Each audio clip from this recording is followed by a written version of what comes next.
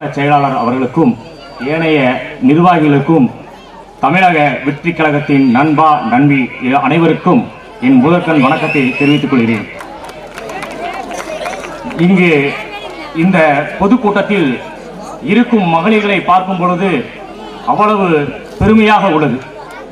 இந்தியாவிலே எந்த இயக்கத்திலுமே பெண் தலைவர்களை கொள்கை தலைவர்களாக கொண்ட ஒரே ஒரு இயக்கம் தமிழக வெற்றி கழகம் மட்டும்தான்.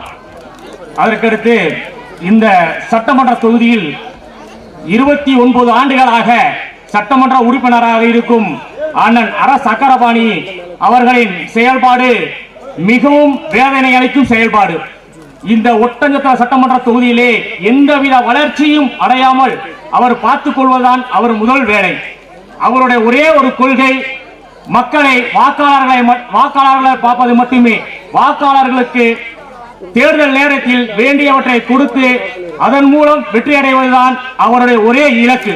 இந்த ஒட்டஞ்சத்திரம் சட்டமன்ற தொகுதியில் ஒரு ஊரில் கூட எந்தவித வளர்ச்சியும் அடையாதவாறு அவர் நன்கு பார்த்துக் கொண்டிருக்கிறார். அண்ணா, எழுதி வைத்துக் கொள்ளுங்கள், உங்களது அரசியல் இறுதி அத்தியாயம் இந்த பெருச்சிவாளையம் மண்டியிலிருந்து எழுதப்படுகிறது. 2026ஆம் ஆண்டு ஒட்டஞ்சத்திரத்தின் சட்டமன்ற வேட்பாளர் சட்டமன்ற உறுப்பினர் தமிழக வெற்றி கழகத்தின் உறுப்பினர் தான் என்று எழுதி வைத்துக் கொள்ளுங்கள். திமுகவின் அடிமை சில பேர் இருப்பாங்க. பிஜேபிக்கு திமுகவுக்கு பெரிய வித்தியாசம் இருக்காது. பிஜேபி காரங்க பாத்தீங்கன்னா இந்த டிவி டிபேட்ல எல்லாம் பாத்தீங்கன்னா பிஜேபிக்கு வர மாட்டாங்க, அரசியல் விமர்சனம் வருவாங்க. அதே மாதிரிதான் திமுக வருவாங்க. இந்திரகுமார் ஒருத்தர் கேள்வி கேட்டார், தாவேகாவுக்கு என்ன கொள்கை இருக்கிறது? நான் கேட்க, திமுகவுக்கு என்ன கொள்கை இருக்கு? உங்க கொள்கையை சொல்லுங்க பார்க்கலாம். சொல்ல மாட்டாங்க. என்னன்னா அவங்க கொள்கை என்னன்னா கொள்ளையடிக்கிறது, திருடுறது, மக்கள் பணத்தை கொள்ளையடிக்கிறது, இது மட்டும்தான் அவங்களோட கொள்கை. திருடர்களே நாட்டை ஆளும் போது நடிகர்களே ஆளக்கூடாது, ஏன் தலைவர் ஆகக்கூடாது? சும்மா ஒண்ணு எங்க அண்ணன் வரல, படத்துக்கு 250 கோடி சம்பளம், அதை வேணான்ட்டு தமிழக மக்களுக்கு நன்மை செய்யணும் எங்க அண்ணன் வந்திருக்காரு. உங்களை மாதிரி எல்லா இடத்துல எந்தெந்த இடத்துல ஊழல் பண்ணணும், எந்தெந்த இடத்துல ஊழல் செய்யலாம் இரவு பகலா யோசிச்சு ஊழல் செய்யல எங்க அண்ணன். அப்புறம் ஒன்னே ஒண்ணு சொல்லிக்கிறேன், இறுதியா சொல்லிக்கிறேன், இதோட முடிச்சுக்கிறேன்.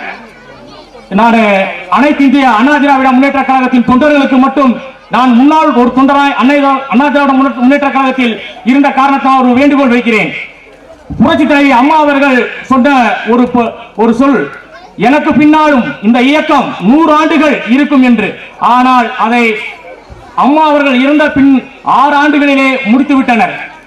எடப்பாடி பழனிசாமி அவர்கள் இந்த மாபெரும் இயக்கத்தை பிஜேபி என்ற சனாதனவாதிகளிடம் அடமானம் வைத்து விட்டார். தயவு செய்து தொண்டர்களே, அதிமுக தொண்டர்களே, நீங்கள் விரும்பும் இயக்கம் தமிழக வெற்றி கழகம், புரட்சி தலைவர் ஆசைப்பட்ட இயக்கம் தமிழக வெற்றி கழகம். தயவு செய்து இந்த தேர்தலிலே எங்களுக்கு வாக்களித்து 2026ஆம் ஆண்டு சட்டமன்ற தேர்தலிலே அண்ணன் தளபதி விஜய் அவர்களை முதல்வராக்கி அதுவே உங்களது கடமையாக இருக்க வேண்டும் என்று கேட்டுக்கொள்கிறேன். நன்றி, வணக்கம்.